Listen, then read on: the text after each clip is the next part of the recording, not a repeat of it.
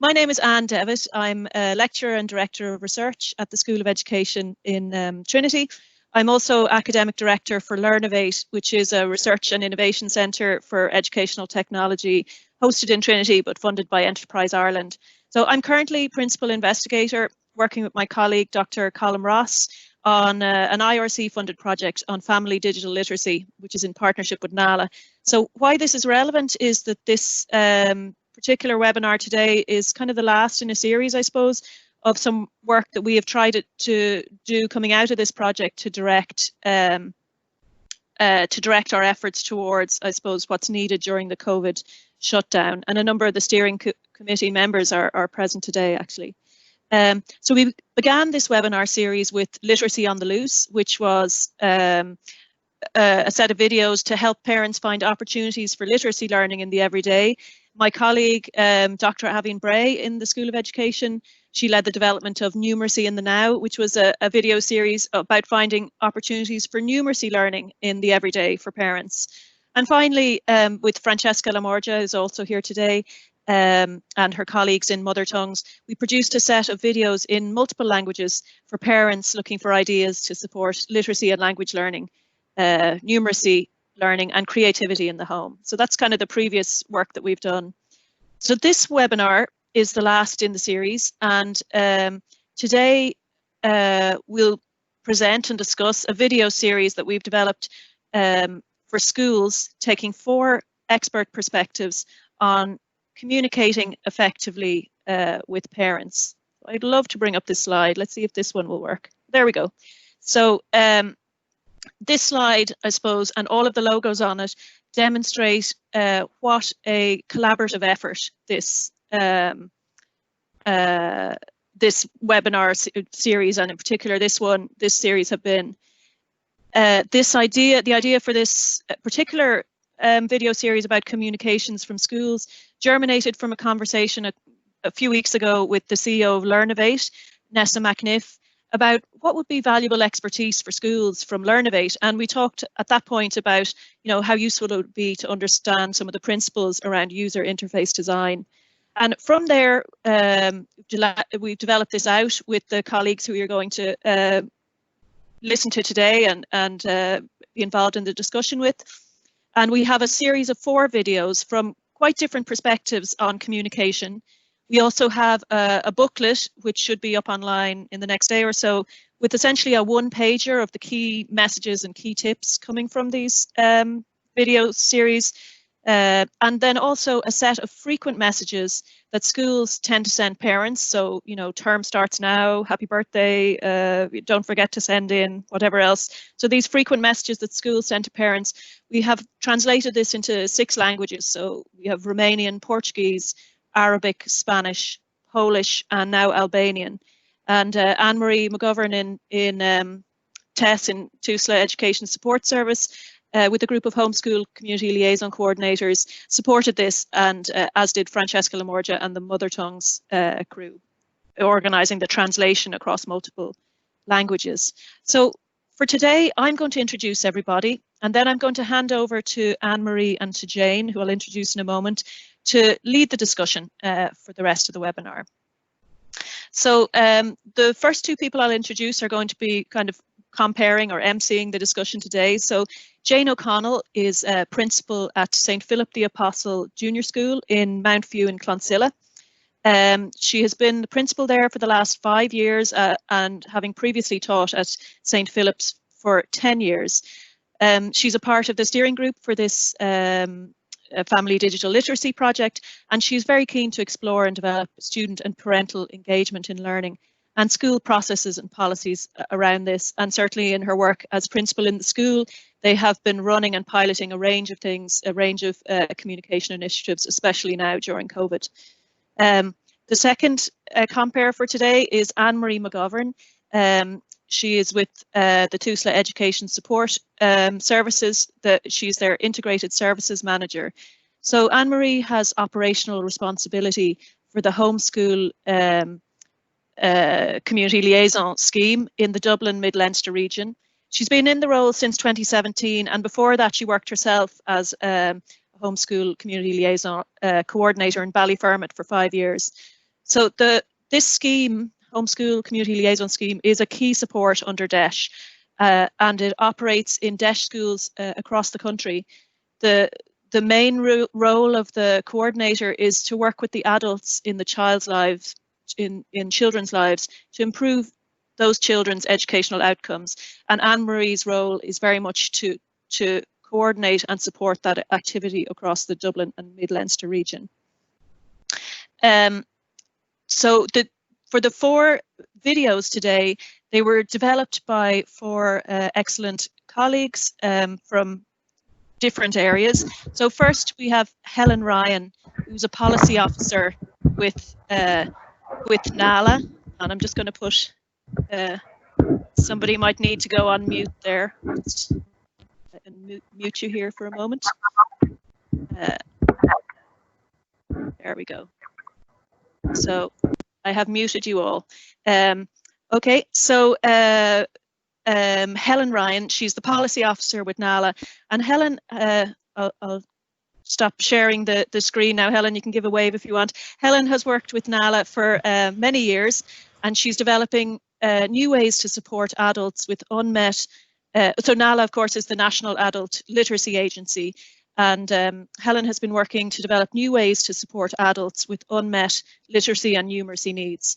And in her current role as policy officer, she's very much working with government departments, state agencies and local services to collaborate more effectively and creatively, and to bring the message and ensure that the messages from NALA are being implemented at policy level. The second video was developed by Joanne Banks. So Dr. Joanne Banks is with us in the School of Education in Trinity College, Dublin. She's a lecturer and researcher in inclusive education. She's worked for over a decade in social research and has focused very much on inclusive education, disability, educational inequality, and socioeconomic disadvantage. She's particularly interested in inclusive education in policy and practice, and how system and school level practices can promote equity for all students. She's currently working on a mixed methods research project examining post-school transitions for students with disabilities, focusing on the kind of guidance that these students, that is provided to these students. And she's also looking, of course, now at the impact of COVID on this process. The third video is by Dr. Francesca LaMorgia. So I've mentioned Francesca already a number of times, and we have been collaborating on this work for the last few weeks. So Francesca is lecturer in language development at the Ulster University and Frebel Department of Primary and Early Childhood Education at Maynooth University. She's the founder and director of Mother Tongues. And for those of you who don't know Mother Tongues, it's quite an exceptional organisation. It's a not-for-profit organisation that promotes multilingualism in Ireland, and one of their activities is the Mother Tongues Festival to celebrate bilingualism. And in addition, they have publications and a number of professional development resources for schools. So very much in the multilingualism space and very active in that area. And finally, we have Barry McAdam, who is a user interface expert at working with Learnovate. So Barry has over 20 years of design experience, including expertise in learning and solution development and management. And he is a co-owner of Baboom Design. So he specializes very much in the learning experience in an online world, designing and delivering online learning programs for the past 10 years. And so this is very much expertise that we could all make use of right now during the COVID shutdown. So he's also currently an affiliate faculty member in the University of Pennsylvania, the College of Art and Sciences, teaching system and design thinking in their first online postgraduate program. And he works regularly with Learnovate Technology Centre as a user interface expert. So that is everybody who's involved with today. I'm going to hand over now to Anne-Marie, who is going to talk to Helen about the first of our videos. Thanks, Anne-Marie. Thanks very much, Anne, and lovely to be here this afternoon, and welcome to everybody else that's here. So the first video we have up today is from NALA, Communication with Parents, the Key Principles, drawing on plain English. And just before we start, Helen, maybe you want to give a little bit of a brief outline of what you hope to achieve from this video. Thanks, Anne-Marie. Yes, well, I hope today to achieve, first of all, to acknowledge really with everyone that there's an awful lot of information out there for all of us at the minute, and as parents, we're being bamboozled with a lot going on. So to just acknowledge that and just say, you know, that's where we are in this very uncertain and bizarre time. And the second thing to say to people as well is that we know that everybody really wants to communicate effectively. You know, nobody is trying to hide anything from anybody, and we're all sort of trying to do the best we can, including ourselves as parents, when we're trying to communicate to our children, perhaps what we've been asked to do during the week. You know, we've been asked to do this bit of reading or this bit of writing. So we're all sort of struggling a little bit, I think, with communications in general. And what I hope to achieve really from the video, first of all, and we'll have hopefully some questions then, is really just let's look at some tips that might help the schools as we are continually trying to communicate towards this end of term now, moving into the summer, and maybe obviously quite conscious of what we should be doing with kids, even though they're on holidays, the summer slide, etc. And obviously our big, you know, elephant in the room, what's going to happen in September. So it's a lot of communications coming up. So I just hope that some of these tips will help the schools and indeed some parents as well understand a little bit better. Great, thanks very much for that, Helen.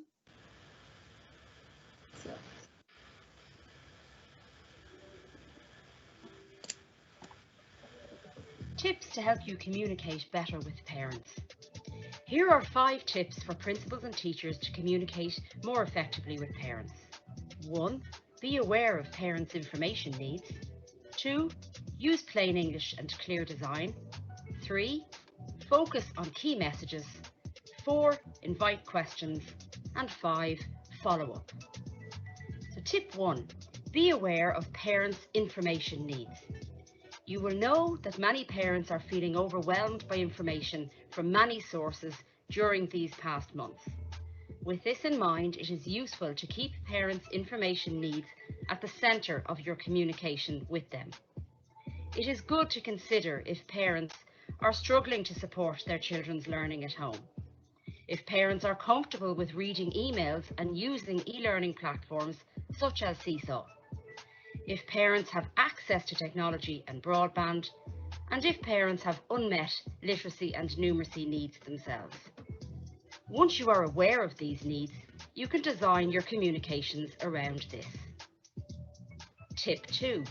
Use plain English and clear design. Here are 7 tips for writing clearly. They are divided into language, font, and layout. Language tips. Keep sentences short, 15 to 20 words, and simple. Use common words and avoid jargon.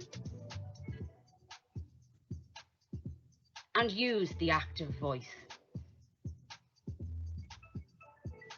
Font tips. Use bold and highlight to emphasize important points. Font should be size 12 point and sans serif, such as Arial or Verdana. And finally, layout tips. Use 1.5 spacing and use headings and bullets to break up text. Tip 3. Focus on key messages. Limit messages to 3 at one time where possible. Be clear what you want parents to do and tell them why. Identify between need to know or nice to know information. And give links to further information and other resources to help parents understand messages. Tip 4. Invite questions. Always invite questions from parents. It is good to give a name and contact email or phone number for this. Although many parents won't contact you, even if they don't understand what they have to do, there may be one who will ring you. It can also be helpful for parents if you prepare a questions and answers sheet with frequently asked questions. It can be added to then when other questions come in. And tip 5, follow up. If necessary and appropriate, you can email or ring parents to link in with them about information sent out. The Homeschool Community Liaison Officer is a great link between the school and parents. Finally, I hope you found these tips useful.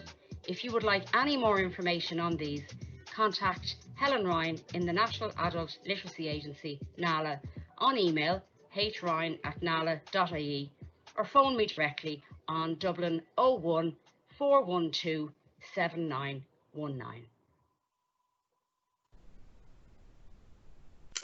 That's great. It's a really good video there. I think it does exactly what it says on the tin. It's very plain English, straightforward and easy to follow. Helen, from your point of view, what's the essential advice you would like anybody who's listening in today to take away from your video and how they can implement this in practice back in their schools? I think the main thing for any teachers or principals writing information out to schools is sort of put yourself in the parents' shoes. So when you're getting an email in, how useful it is for the email to be broken up a little bit with maybe point 1, point 2, or put it in a grid. And if there's actions, because sometimes when we get a lot of information at us, I'm like, oh my God, what am I expected to do? So it's nice sometimes if it's gridded out and there's an actual column that says actions or what do I need to do, which can be very helpful. So really just reading it, and again, if time can be an issue as well, but it's always useful if you as a writer are knowing your audience and being aware of that. But even if you can leave your document go and get a cup of coffee and come back and reread it again. Reading it out loud can be very useful just to see how it sounds, or if you've someone else in their household, maybe they could read it and give you some feedback. So just trying to put yourself in the person's shoes, and so it's nice and easy and clear, and particularly if there's anything you need them to do, you could even use bold to highlight that as well, can be very useful. And then finally, I suppose the major piece is we can't always rely on either text messages or emails or a letter. We've got to sometimes just pick up that phone, and I know schools have been great at doing that, but really that contact and that chat to somebody can make a big difference, particularly if you think that the parent might struggle with the information sent to them in terms of reading and understanding it. That can be very useful. Yeah, I think that's really important, especially at the moment. I know even as educators, we're feeling a little bit overwhelmed. I can imagine parents are feeling very overwhelmed as well. So I think those tips about, kind of walking away from it, going back, having somebody else look at it, is it clear, breaking it down. I know I'm a devil for scanning a document, and you might miss information, so you need to make it kind of jump off the page almost as much as possible. And I think as well, just your last point there around just the contact with families, I know from speaking to a lot of the homeschool liaison coordinators in my area, that's been really crucial, just being able to reach out. And one of your last points on the video there about following up with parents, often we assume that when we send the information out that they understand or they know what to do next. So it really is about picking up that phone and going, how are you finding that? Are you okay with that? Is there anything I can do to help? And I know a number of schools, because obviously school landlines aren't being answered at the moment, are not always available at the moment, that schools have been very creative around purchasing a school mobile phone, and at least then it's another way of allowing parents to interact and for people to reach out, because families in particular and those with unmet literacy needs can feel extremely isolated. So just that human interaction is key, and building up on those relationships, see if there's additional support that can help. So I think that's great. Thank you very much, Helen. Is there anything else you'd like to add to that, or? No, I think you're right. And I mean, for any of us who really greatly benefited from the 5 or 10 minutes in the morning in the yard with parents and with teachers, and we don't have that at the minute anymore. I think you're so right. I think the contact can be, it's just really nice sometimes to hear. We got an email even 2 days ago from the school, and they were, the email said, we don't know what's happening. And it's like, okay, well, that's good. They don't know, well, we don't know. We're all in the same boat. And it just there's a bit of relief there. I think sometimes we think people know things and they're not telling us. We're all here trying to muddle our way through these very strange times. And I think a bit of patience and a bit of kindness too, with just that phone call, actually really does make a difference, particularly for parents who feel quite isolated at the minute. And it's very nice sometimes to get that phone call from the teacher, the homeschool community liaison, or the principal. And so, to thank the school community as well for a lot of the work they are doing, because it certainly are very strange times we're in. Yeah, I think it's really important to say we're all learning together, and that it's okay if we make mistakes. I think that honesty is really important. It's that partnership between the two makes it easier and helps build relationships that hopefully can only be built on even further and more positive when we, fingers crossed, return in September. So thanks very much, Helen. I'm going to hand over now to Jane, who's going to take you through the second video. Thanks, Anne-Marie and Helen. I really enjoyed that. And I'm going to move us on now to the second video, which is by Dr. Joanne Banks. It's called Effective Communication and Support for Parents with Children with Disabilities. And thanks so much, Joanne, for sharing this with us all. May I ask you, before we watch the video, what were you setting to achieve with this video in terms of, I suppose, what schools might be finding difficult in relation to this area at the moment? Yeah, thanks a million, Jane. So the idea, I suppose it's no surprise, there's been a massive change for all students, but it's been particularly the case for students with disabilities and students who need additional supports in school. And I suppose the idea is that communication between school and home is just all the more important now. And the video is intended really to just add some advice and some tips for teachers in how best to communicate with parents and to just, I suppose, find out the facts about the family home and what way education is being carried out at home, but also to advise on teaching strategies and to advise on basically ways in which tasks that the school sends out can be broken down and become meaningful for parents, so that the parents are engaged and thus then the child will be engaged. That's great. Thanks, Joanne.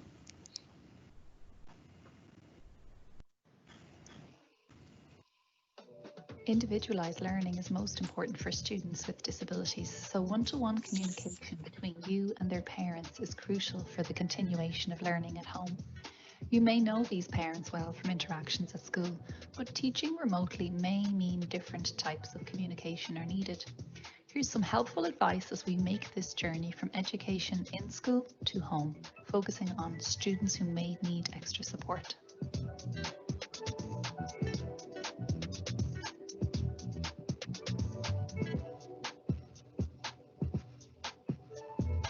By individually making contact with parents, you can gather basic information about what they think are the main barriers to learning at home for their child and the levels of support that they think may be needed to implement individual learning or education plan goals. It's a good idea to assess the level of access they have to broadband or any technology that they require for both the parent and the child. It's also a good idea to ask about the amount of time parents can give to direct instruction. And if time is limited, there may be other types of instruction that they can use, working with things around the house, the garden, or the local area, for example. Communication with parents is an essential part of teaching, and perhaps even more so now. Try to meet the parents where they're at, as each house is different.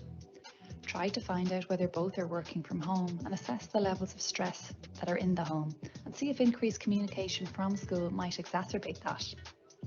When you have the facts, it's a good idea to work with parents and maybe agree a suitable amount of daily or weekly contact depending on the child or parent context, with a minimum of weekly contact.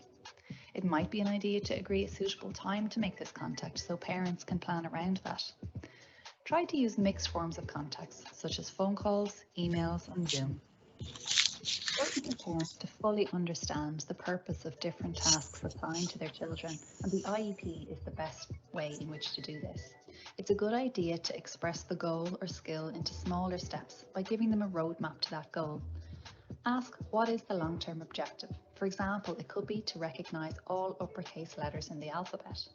This could then be divided into short-term objectives, where parents can guide the child to match the letter A and B from a list of 3 letters, followed by C and D from another list of letters, and so on. Offer solutions when barriers to learning are encountered. For example, if they don't do this, then initiate this. To give you ideas, you can advise parents on how learning was rewarded in school. It's also a good idea to provide a list of materials used to teach each goal. Educating and parenting are very different, so the teaching strategies that you use in class could help parents wishing to continue educating their children at home. For example, you could advise that if there's a difficulty teaching a task, that they ask, is this a problem of motivation, lack of comprehension, or a lack of practice? If it's any of these, then the solutions are different. Question, what support does the learner need and how to provide this support? If it's a lack of motivation, suggest trying to make things more age appropriate and interesting for the child. For example, incorporate a special interest or move location. It could be incorporated into an outdoor environment, for example. Perhaps it's a lack of practice, so suggest using the practice and repeat strategy with the child. For more information on positive reinforcement and prompting for success, check out the new website interact.adaptcentre.ie. This website provides text-based teaching tools designed to be accessible and to support parents to select strategies most suited to their family situation and to meet their most pressing concerns. Interact supports are also designed to support professionals accompanying families on their journey. Some modes of communication suit some children more than others depending on their type of disability or their level of need. It's a good idea to provide content using multiple formats, including hard copy, video, audio, picture, and text. For the children, this can also be a really good opportunity to do the same in reporting or representing their work to you, and apps such as Seesaw really promote this.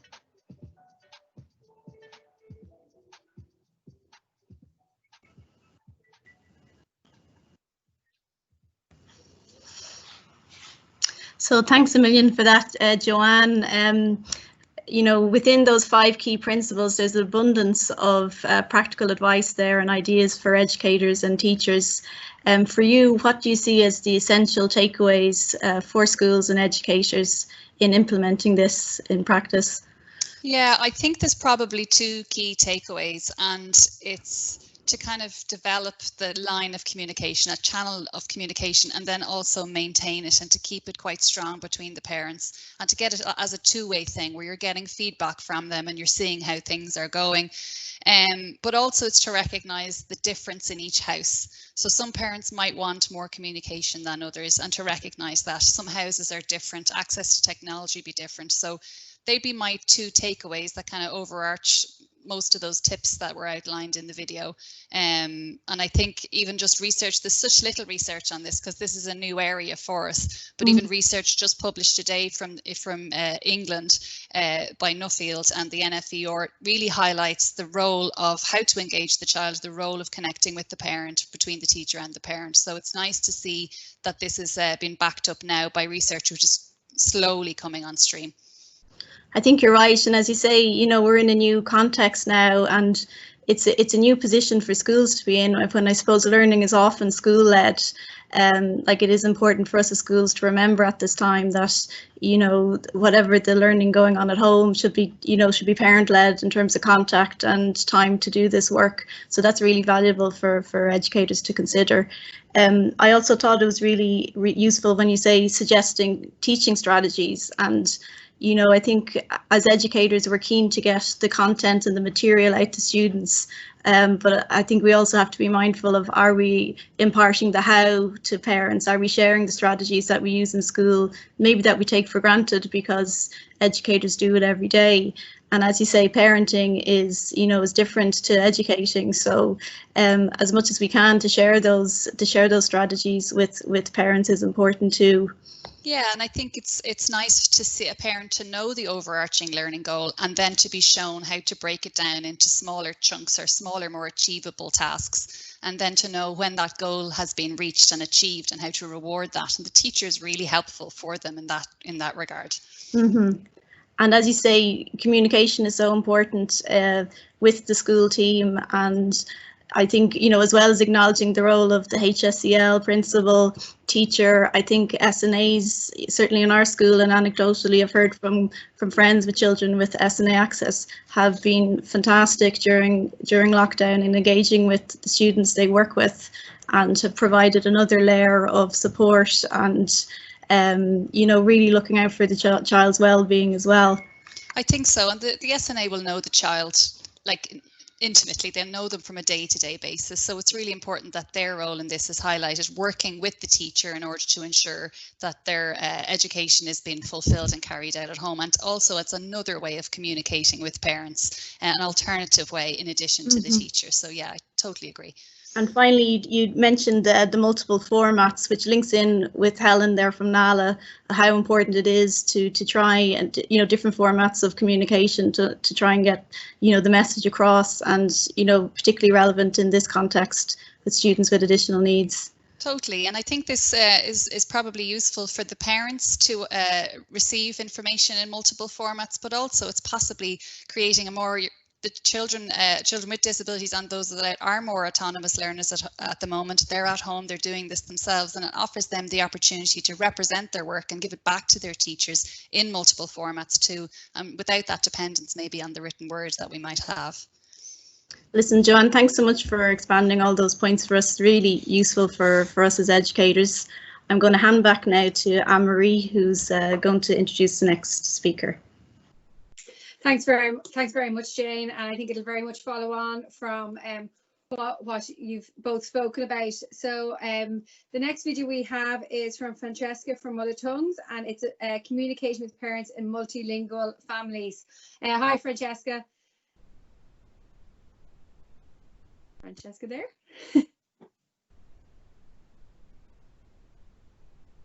Not sure. Francesca. We can see you, Francesca, but we can't hear you. Yeah, I'm unmuted now. Oh, hi, Francesca. Just before we go to your video, what did you hope to achieve from this video, and what was the kind of the key message you were hoping to get out from it? Hi, I think the core idea behind the video is that, like you have said previously, like other speakers have said, there is no need to dramatically change the way schools are communicating, because right now, over the last few months, schools and school leaders have had this huge task of communicating with parents, but to really bear in mind that language can be a barrier.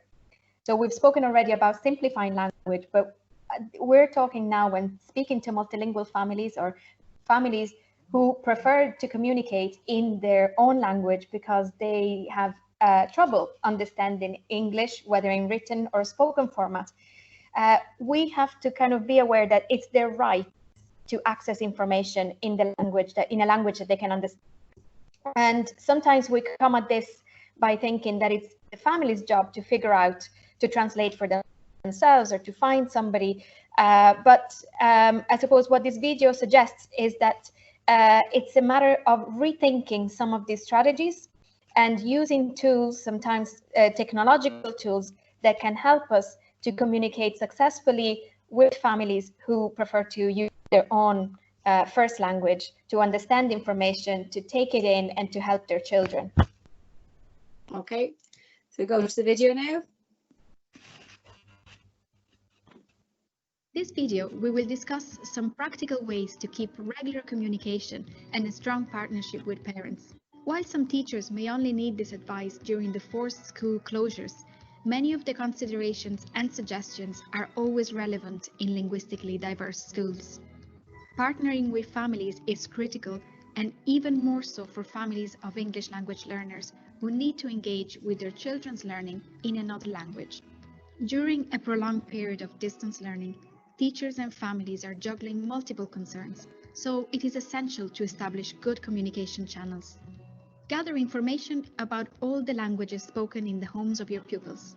Knowing the children's nationality is not sufficient, as it does not necessarily tell you whether they've acquired 2 or more languages and what language they're more comfortable in.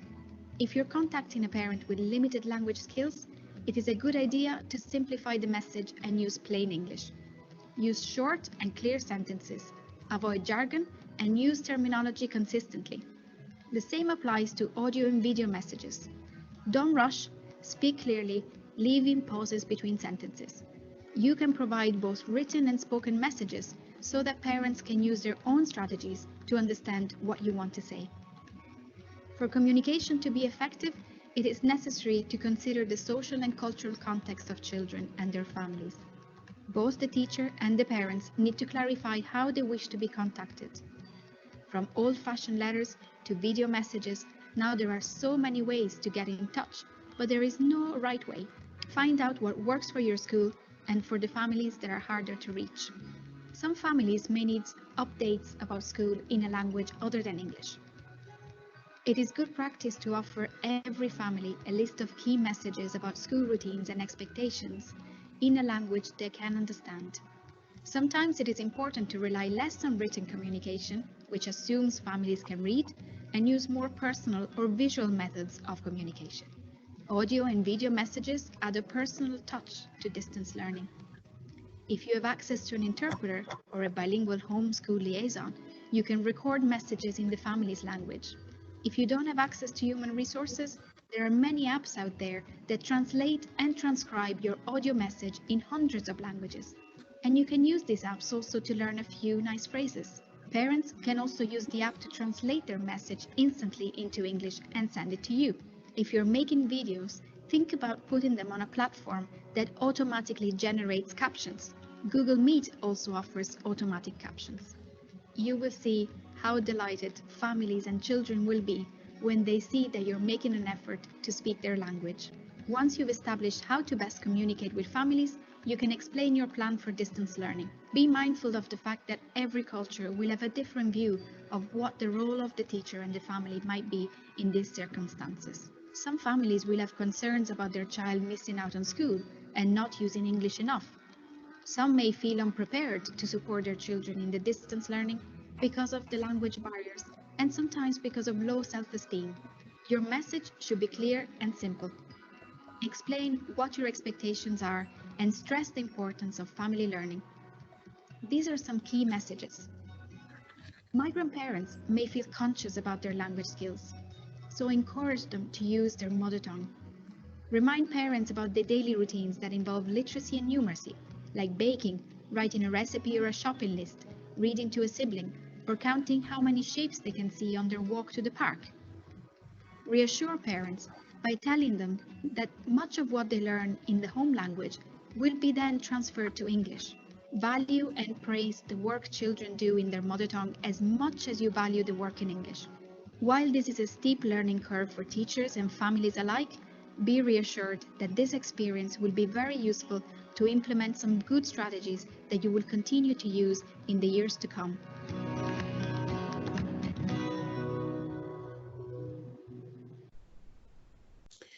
Thanks very much for that, Francesca. There's some really good tips in there, very user-friendly for adapting to schools. Is there anything in particular that you'd like people to take away as a key point from your video? I think one major point is put yourself in the situation of someone who is unfamiliar maybe with the system. At this point, I feel that we're all unfamiliar with the system because we don't know what's going on. But for someone who's new, maybe they've moved here, like imagine, just put yourself in that situation where you're Irish and you've decided to move to Morocco in January, and you find yourself that your children are going through schooling and all the messages coming to you are in Arabic. What would you do in that situation? What would you like in that situation? So I think it's a shift in the perspective of understanding the perspective of families who have this language barrier. Also, what I think is important going forward is that, of course, these are resources that we've developed during this very unusual time. But this is something that we need to bear in mind. I think all the videos say something that is important now, but that will be important going forward. And gathering information about the languages spoken in the homes of the pupils is something that some schools are already doing, but it's something that really needs to be considered at the very start of every year to know not only what nationality or what's your preferred language, but also how many languages are there in the home and what language would the family would like to use in communicating with the teachers. And so how they would like to be contacted and so on. And I know from being not Irish, for example, I don't like speaking on the phone because I don't always understand. And I know probably for the first year that I lived here, I never answered the phone because I knew that I wouldn't understand. So, it's a matter of really learning a lot about communication and what works, what doesn't work, and trying it out. And I think this time is quite useful. And as Anne said earlier, together we have developed this set of phrases that can be used by anybody. They can be used by families, but ideally they are there for schools and for teachers in Spanish, Portuguese, Arabic, Polish, Romanian, and Albanian. And these are key messages, and we're looking at adding more. So if anybody wants to add more phrases, it will be possible, hopefully in the future, to make this bank of phrases freely available and to expand it as time goes on. That's great. I think you touched on something there, you know, like we really are trying out new things at the moment, and we're all nobody's in our comfort zone right now. So, and I think one of the key messages that's kind of coming through all the videos today is about taking families where they're at and taking us where we're at as well, and kind of how in partnership we can work together, and, you know, not just relying on one form of communication, whether, you know, you send a family a WhatsApp voice message or you send a short video message with one of the phrases, you send an email. You know, some families aren't comfortable, you know, might find it really hard to communicate through email, texting better, or phone. So you're giving people lots of different opportunities, and it's a really good time now to pilot ideas and figure it out. And I think, you know, we often sometimes assume that parents know what we want, or what we think we know what they want. And, you know, just asking families, how was that for you? And how could we make that better? How could we make it easier for you? Because in the long run, it'll actually make it easier for us as well. So I think that's really key. And I think, you know, and it's that human touch as well, being able to say something or send a message in the home language to show to that family that you've made the effort to connect them in a different way. And I suppose right now there's many of our families who aren't able to get near their own families in their home countries, you know, and don't know when they will be able to. So just to support them in that isolation as well, which may be a little bit more felt a little bit more for them. And I suppose just following on from the last video as well, sometimes the language barrier may not be the only barrier that's in place for families. You know, there may be a learning difficulty there, or there may be a literacy need there. So it's using existing methods within schools, whether it's care teams or, you know, the HSCL coordinator or SEN coordinator, SNA, how best we can support those families, because each thing on its own may not be an issue. There may be more than one thing happening for that family. So thank you very much, Francesca. It's great. Thank you. I'm going to hand back to Jane now for our final video. Thanks, Anne-Marie. Next up, we have Barry McAdam from Learnovate, who's looking at user interface design, I suppose, in relation to how schools are providing online learning platforms. Hi, Barry. How are you doing? Hi, Jane. How are things?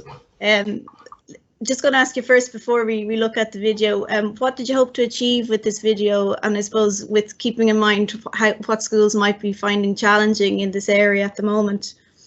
I think the first thing that came to mind for me is that we live in a world now where, in terms of how we communicate online, we've moved forward 10 years and 10 weeks. You know, the technologies that I would have been thinking about preparing for, people are using them now. And designing experiences online can change the relationships between people and how they communicate. So what I wanted to do was to think about this from a design background, and what approaches have we used in industry, and how can schools harness these. And one of the main things is just the mindset for success. And that involves understanding who your users are, visualizing how they do things, and then work out, well, how do you set up a feedback loop to continually improve? And most importantly, don't let online change that presence, that relationship that teachers have with their students, that rapport in the classroom. How do we bring that online? And that's what I wanted to look at very importantly as well. Thanks, Barry.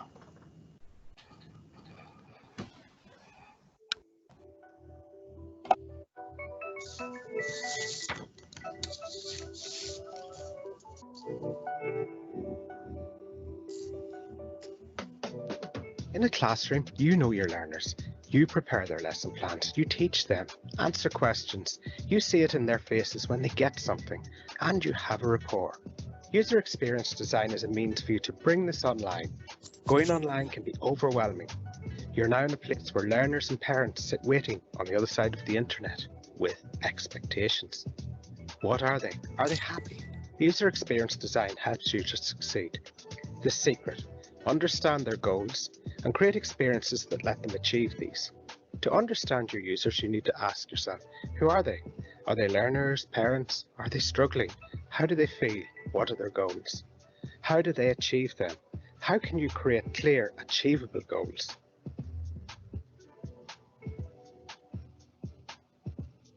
Many learners and guardians have a whole range of goals over a week.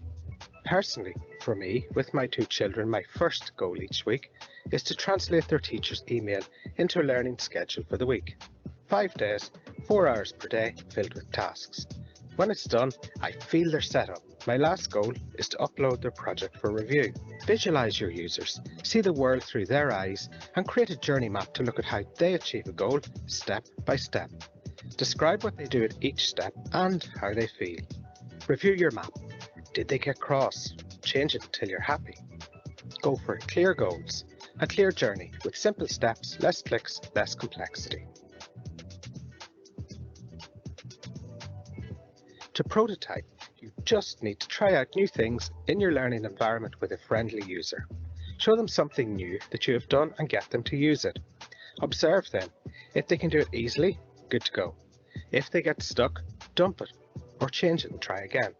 Don't go live for the first time in the wrong way. The void of online silence can be terrifying. You've just posted learning online and have heard nothing. What do you need to do? The answer. Control the feedback. Give users a way to respond online, and you are now back in control. Your users are happy, and you know that. Feedback, both positive and negative, is an essential part of a new user experience. In the classroom, you know that your personality and approach is very powerful, an effective part of the learning experience. Going online leaves the classroom. Your audience could be the whole internet. Try not to go too formal. This creates distance. People learn better when they feel a connection with the learning, and retaining your teaching style will instill comfort and familiarity.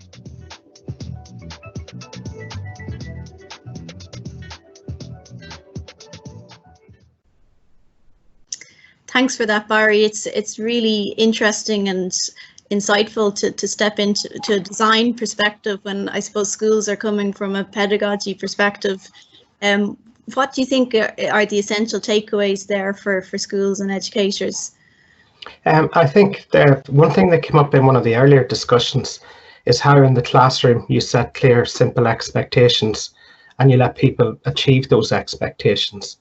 And what I'd like schools to think about is before the learners get to the learning, when they open up their learning environment or they're writing an email, have you taken that same rule and applied it to what the person's about to use? So if they're going to click something, are they aware, how did I get here? What do I do? Where do I go from here? And getting schools and teachers to visualize that is an important step really in designing a good experience. And I'm pretty old school, although I'm in digital, I still like paper. So I'd encourage people to get a sheet of paper and don't be afraid to draw the steps out and see them in front of you. And again, that can just help you get your message across, get people to approach learning in the right way where they're comfortable and they're relaxed and they're going to enjoy the experience.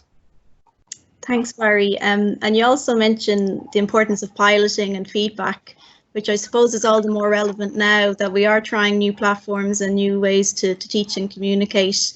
And as you say, feedback is a force for good and bad feedback, all helps, it's all constructive.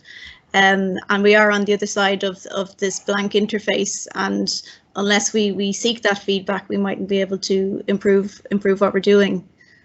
And I think a key part of that, even within schools, is for teachers to set up buddy systems, where you've got a friendly face, somebody you get on with and you say, I've seen this online, I'd like to try that out, and get them to log in and get them to have a play with it, and it's friendly fire, so to speak. Mm-hmm. And what it means is that you're getting to try things out the right way.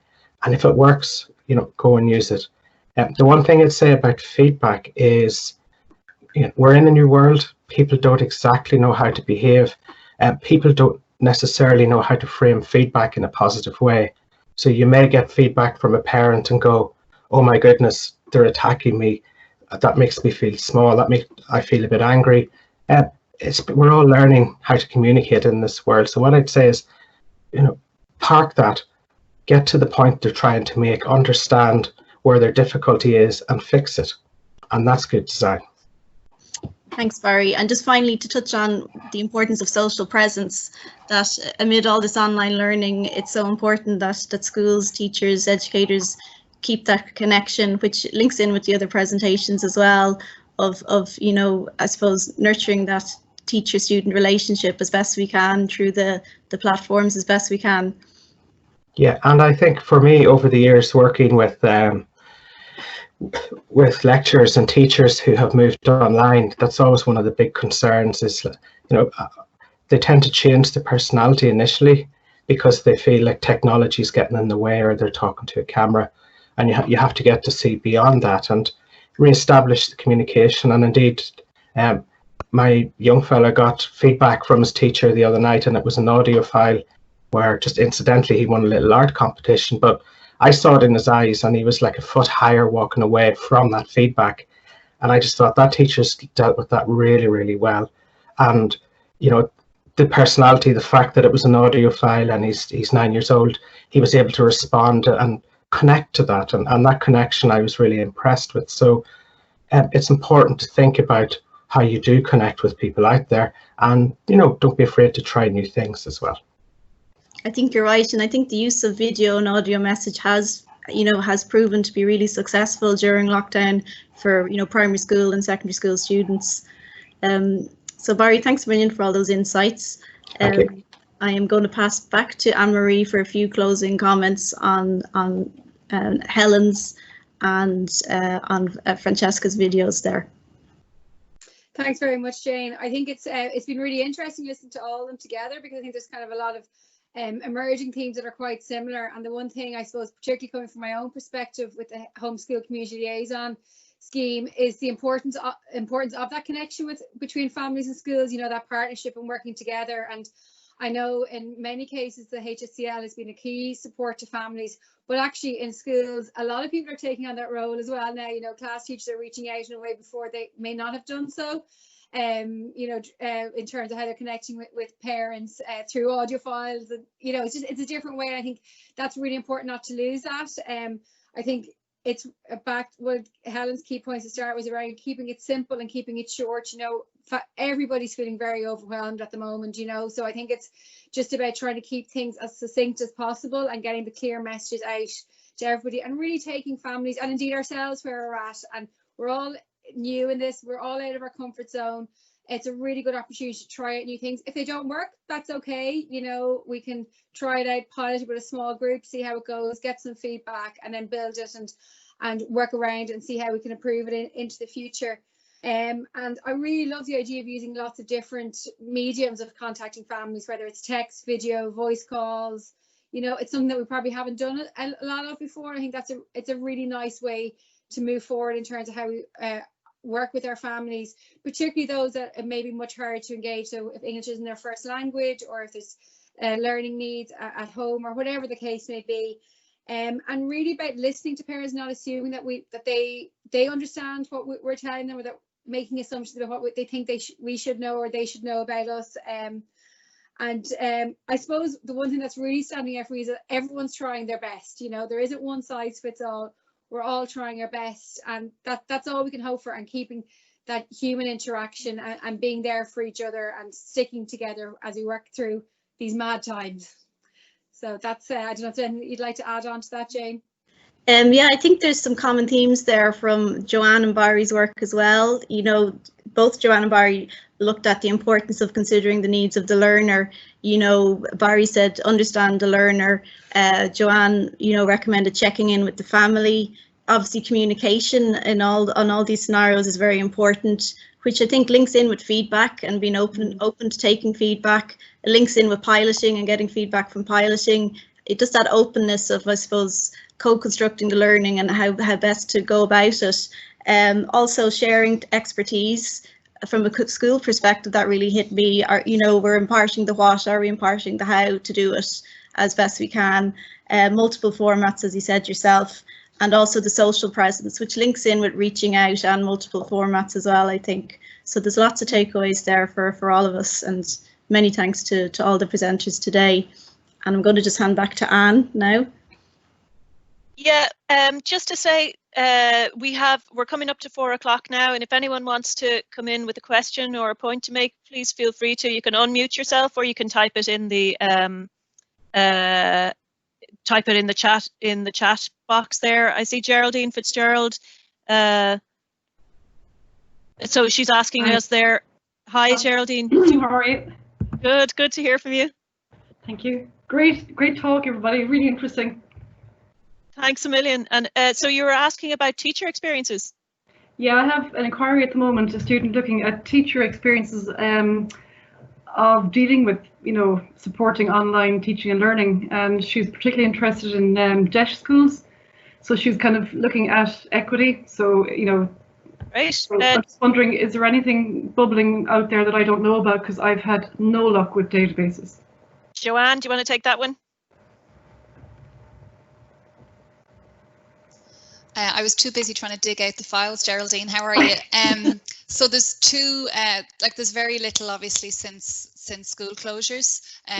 There was Maynooth University carried out a study very early into lockdown, and it's a very descriptive report, but they have it broken down by school type, so you'll get your DESH information there.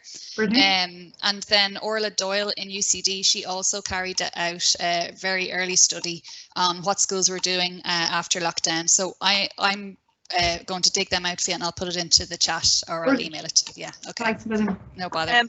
And just to say that Joanne and myself and Aveen Bray and Trinity Access are in the process of analysing a survey of about 1,100 teachers. So we should have that in a couple of weeks. Tell her to hold her horses. I'm really glad I joined this webinar today. Generally, anyway. Thanks. Thank you. No problem. Does anyone else want to come in? We're coming up to the 4 o'clock. Just to say that we're absolutely delighted to that you all came and joined the webinar. Great appreciation to everybody involved here who gave of their time and put together some really useful resources. And I think the main one of the main things that I would take from this is this shutdown has been very difficult, definitely, but oh my God, the things that have come out of it, this has been a really useful way, first of all, to connect with people around what's necessary and to bring together, to put together resources. So each of these resources is useful now, but also in a more, at other times, in more normal times, they'll be equally valuable. So I just want to say thank you very much to Jane O'Connell, Anne-Marie McGovern, Joanne Banks, Francesca LaMorgia, Helen Ryan and Barry McAdam for all of their contributions here today. And I'm not sure if any of you want to say a final word. If not, we'll give you a wave bye-bye. And thanks for joining us today.